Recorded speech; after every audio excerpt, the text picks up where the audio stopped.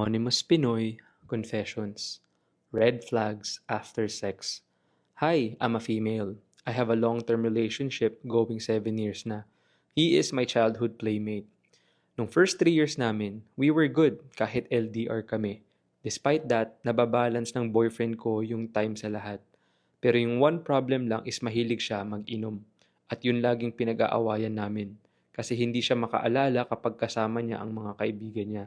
Pero bumabawi naman siya. Naglalambing siya at ayun talaga yung phase ng relationship namin na sobrang takot siya na mawala ako.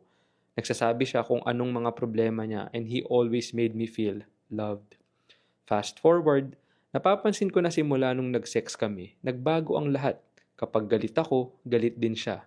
Kapag nagsiselos ako sa iba, parang ako pa yung masama. Kapag malungkot ako, wala rin siyang ginagawa.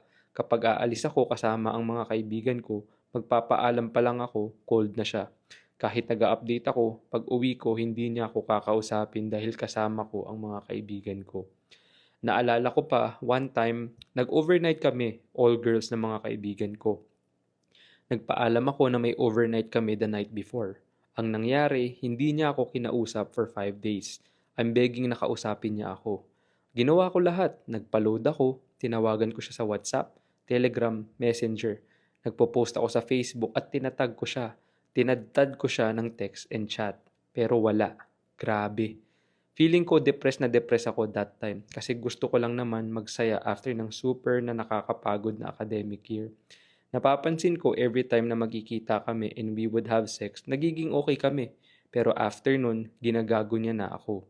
Naalala ko ang sabi niya pa sa akin nung kinausap niya ako, kung ayaw mo bumitaw, hihintayin na lang kita mapagod. Hiwalayan ko na ba siya?